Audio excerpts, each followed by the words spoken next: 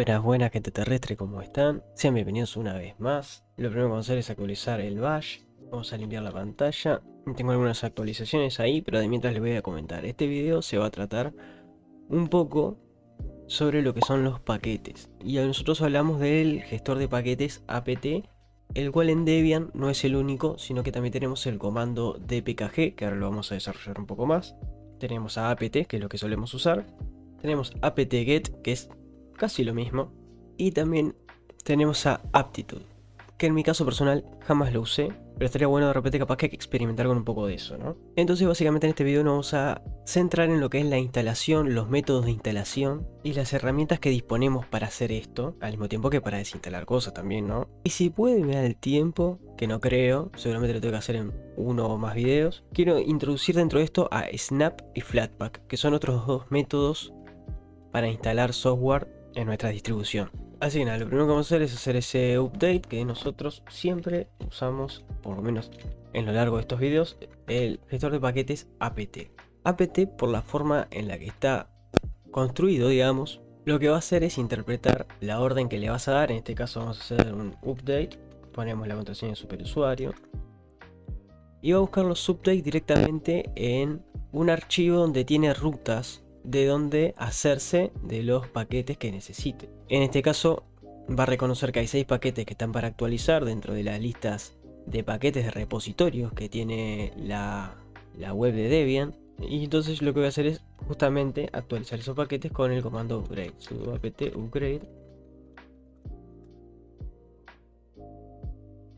Me va a decir los paquetes que se van a actualizar, de los cuales varios son librerías, que seguramente serán librerías compartidas, un tema del que vamos a tratar en este mismo video. Entonces le vamos a dar que sí y lo vamos a dejar actualizarse. Bueno, bárbaro, ya actualizamos y vimos de paso cómo funciona apt. Apt lo que hace es buscar dentro de una lista de repositorios que van a tener dentro de un mismo archivo de configuración, que puedo editar, dicho sea de paso, para, por ejemplo, instalar software no gratuito, o más bien no libre quizás, mejor dicho, por ende un software privativo. Y al mismo tiempo me va a permitir habilitar o deshabilitar determinadas rutas de búsqueda de paquetes en repositorios mediante internet, lo cual me hace la vida mucho más fácil porque yo no tengo que buscar el paquete, descargarlo e instalarlo, sino que apt lo que va a hacer es buscar dentro de una lista de repositorios, descargarlo e instalarlo y hacerme la vida un poco más sencilla. Ahora, puede ser que dentro de los repositorios de Debian no tenga determinado software que me interese instalar, pero sí yo sepa que existe el .dev. El .dev viene a ser los archivos ejecutables que sirve para todas las distribuciones de Debian, es decir, Debian y todos sus hijos, Ubuntu, Mint, Kali, etc. ¿Y qué pasa si yo no tuviera, por ejemplo, uno de esos paquetes en los repositorios, pero yo sé que existe en algún sitio y que lo puedo descargar e instalar? Bueno, para eso yo puedo usar, por ejemplo, el comando dpkg, que dpkg fue, digamos, la primera herramienta que tuvo Debian para instalar paquetes que vos tenías que tener en la computadora. Podía ser a través de discos de driver, como se hizo toda la vida, podía ser a través de internet descargándolo para después instalarlo, ¿por qué no disquete? O inclusive hasta hoy en día que se sigue utilizando, podría ser a través de un USB con determinada cantidad de programas que uno necesita, y se los puede instalar directamente con el comando dpkg.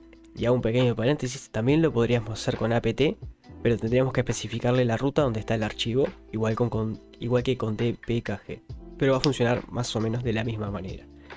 Entonces digamos que dpkg lo que va a hacer es habilitarnos instalar software de manera local, por decirlo de alguna manera, porque vamos a tener que buscar dentro de los mismos directorios que tenemos en la computadora.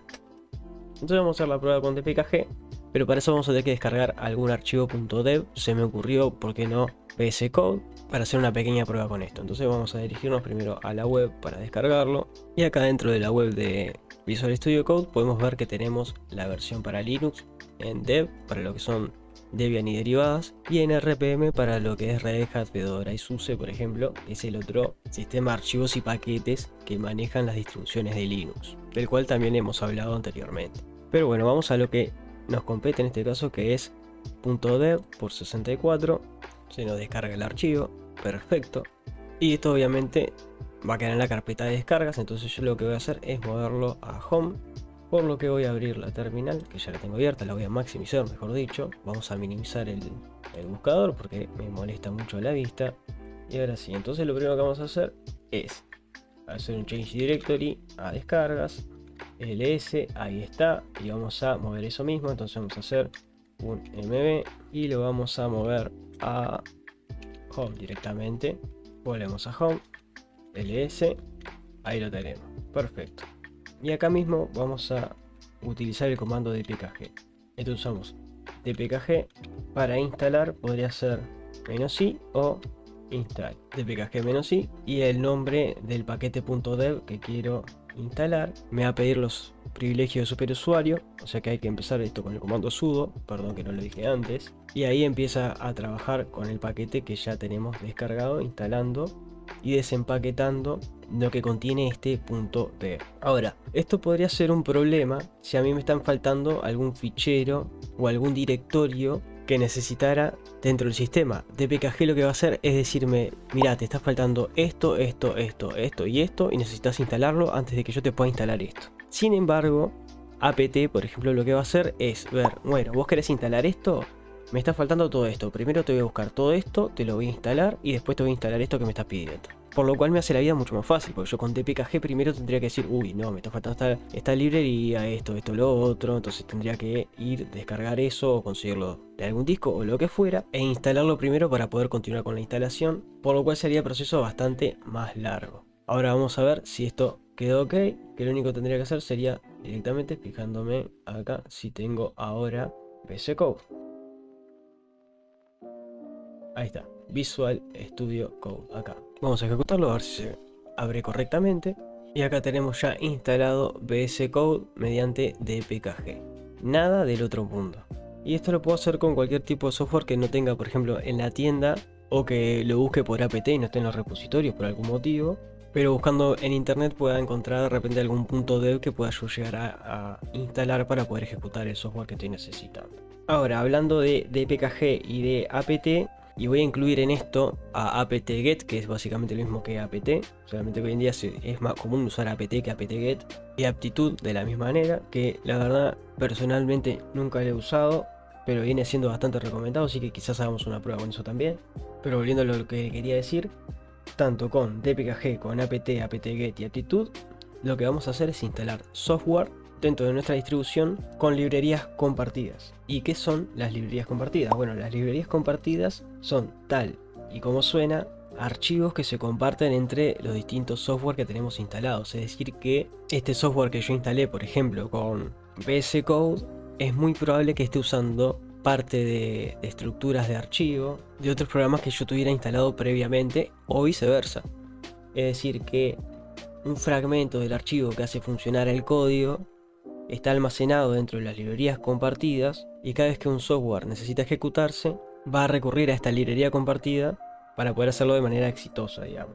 ¿Y qué beneficio puede traer esto? Bueno, básicamente no acumular archivos innecesariamente, ¿no? O sea, yo no tengo por qué estar instalando un software y que use determinados archivos que lo tengo en otros 7 programas que tengo instalados, y tenga básicamente 8 veces los mismos archivos en la computadora innecesariamente.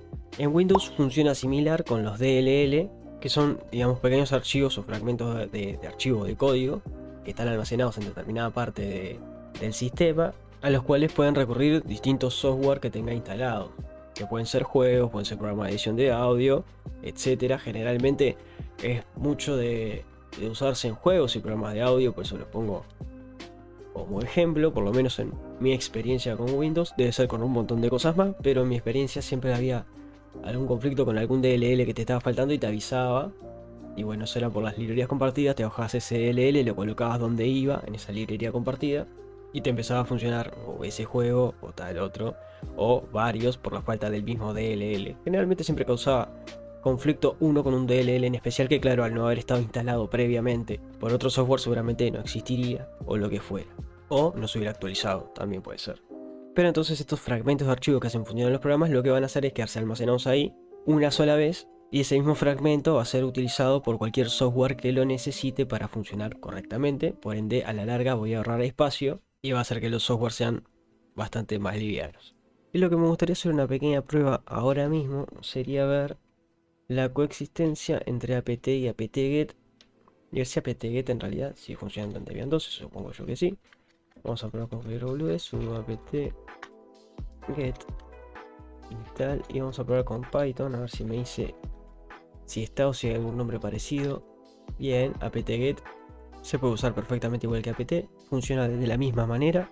Si esperamos muy profundo, capaz que algún proceso de ser un poquito diferente al otro, por algo se pasó de apt-get a apt y después a aptitud, el cual por lo que escuché parece estar muy bien, la verdad que nunca lo he probado y no sé si viene instalado por defecto, quizás después hagamos una prueba, pero bueno, vamos a hacer esto. Python 3 creo que puede llegar a funcionar, a ver. Bueno, sí, ya estaba instalado Python 3, perfecto. No había que hacer nada básicamente. Así que nada, sí, básicamente tanto apt como apt-get pueden usarse. Yo la verdad que uso apt porque es más corto, nada más. Tipo, si me van a preguntar realmente si es porque yo siento que funciona mejor o algo de... No, sinceramente es apt en vez de poner apt-get y después los comandos son básicamente iguales. Así que en mi caso he probado. Por la misma razón no quise cambiar a usar aptitud. Capaz que está buenísimo, pero por lo mismo, porque me queda cómodo poner apt install o lo que fuera, seguí usando eso. Sinceramente y de todo corazón. Pero nada, y bueno. Y lo otro que nombramos al principio del video era Flatpak y Snap.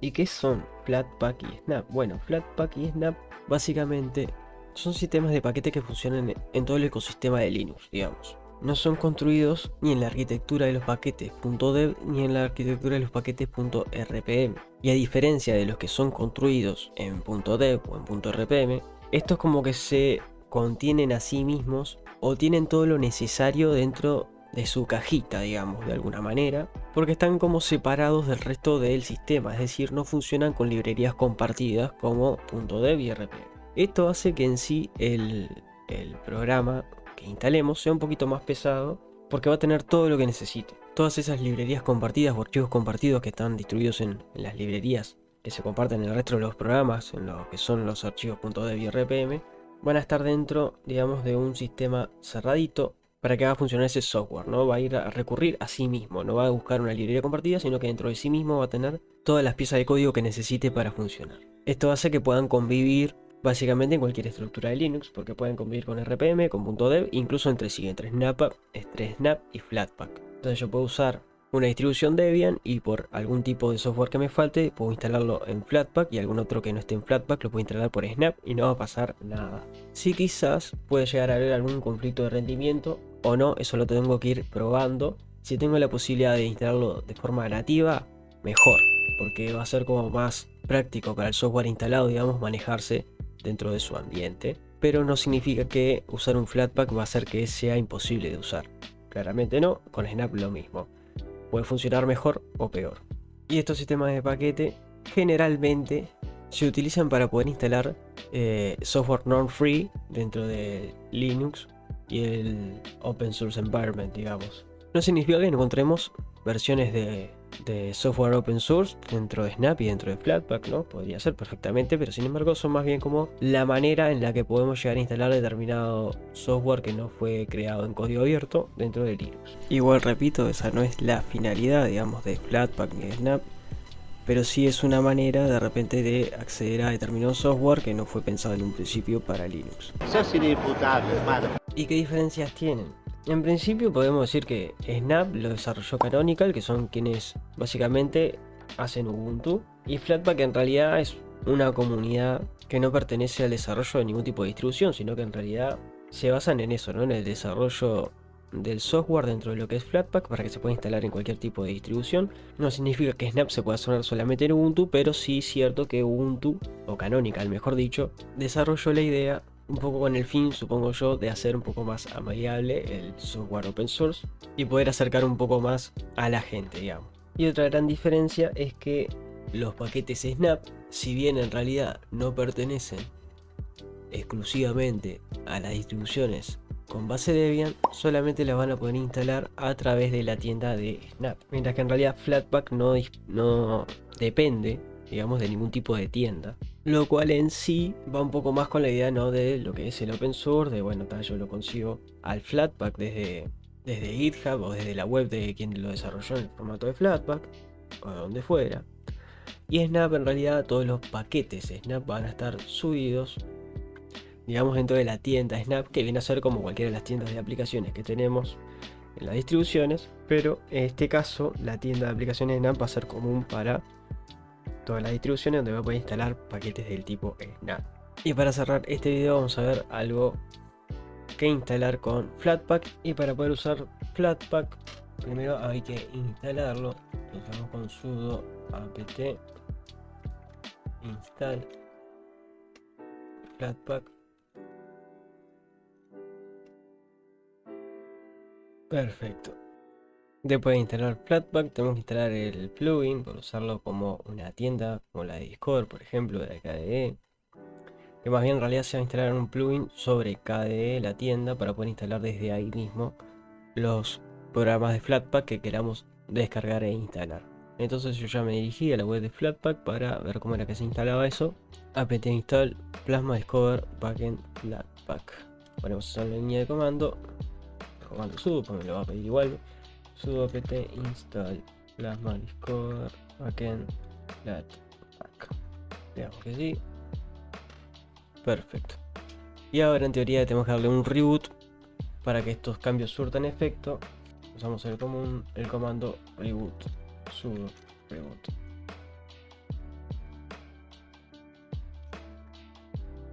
Bueno, bárbaro. Ahora entonces vamos a intentar instalar algo desde Flatpak.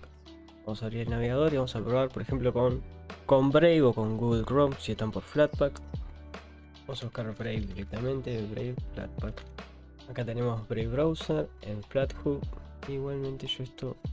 Es raro que nos hubiera abierto directamente la tienda de KDE, pero mejor vamos a hacerlo por terminal igualmente. Vamos a hacerlo simple como copiar la línea de comando. Vamos a abrir la terminal. Pegamos la orden, que si bien funciona como apt-get, y básicamente lo que dice es a Flatpak que instale desde FlatHub en esta dirección lo que es el browser de Brave. Tuvimos nuestro primer error, nada que no se pueda solucionar. Vamos a ver cuál es el problema. Bueno, básicamente parece que faltaba instalar los repositorios. Claramente si no tengo actualizado a Flatpak desde donde tiene que buscar las cosas, no las va a encontrar, así que vamos a agregarlo con una pequeña línea de comandos que está dentro de la página de Flatpak. Y esto, al estar vinculado con la tienda de KDE, me va a pedir por GUI la contraseña de superusuario. Y una vez hecho esto, en teoría tendríamos que poder instalar Brave, que ahí ya me está dejando desinstalarlo posible. Es lo que quiero hacer, porque lo que quiero hacer es probar si puedo. Así que sí, van a decir los permisos que necesita Brave, lo que se va a descargar, etcétera. Cómo funcionan generalmente los gestores de paquetes, ¿no? Porque al fin de cuentas Flatpak también es un gestor de paquetes, pero más bien autocontenido, no trabaja de la misma manera que trabaja lo que es DPKG o RPM. Es decir, no tiene las librerías compartidas como decíamos en un principio. Bueno, perfecto, ahí terminó de instalar, así que vamos a probar si realmente tenemos Brave. Vamos a ir al inicio y a buscarlo. Y ahí tenemos Brave, vamos a ejecutarlo a ver si funciona bien. Ahí está, sin problema ninguno. Ya tenemos Brave. Y Snap es bastante similar. Me parece que por el video de hoy, con el ejemplo de Flatpak ya se entiende. Y ya vemos los distintos métodos de instalación que tenemos dentro del mismo ecosistema de Debian, por ejemplo. Así que me parece que por acá voy a ir cerrando el video de hoy, como para mostrar un poco las distintas alternativas que tenemos para hacernos determinado software que necesitemos. Sin embargo, es muy probable de que haga otro video hablando de estos mismos temas, pero un poco más en profundidad, de cómo estos sistemas de paquetería, que incluye la misma distribución o los que podemos instalar como Snap o Flatpak, funcionan un poquito más en profundidad y no tan sobre la volada. Lo importante es que entendamos que estos pueden ser herramientas muy útiles cuando de repente no tenemos algún repositorio de algún software que estemos necesitando dentro de nuestra misma distribución, es decir, dentro de los mismos repositorios de paquetería que tiene la distribución, pero si tengamos la alternativa de o descargarlo para instalarlo con DPKG en este caso, o las alternativas de Flatpak o Snap, que son más universales a todas las distribuciones, pero que tienen ese otro extra de que al ser paquetes como veamos contenidos, por no poder usar las librerías compartidas entre el resto del software nativo de la distribución, van a pesar un poquito más, pero igualmente podemos instalarlo y usarlo. Así que nada, por acá dejamos el video de hoy. Les mando un gran abrazo intergaláctico y nos vemos en el próximo video. Suscríbete, activa la campanita, dale a like y compartí.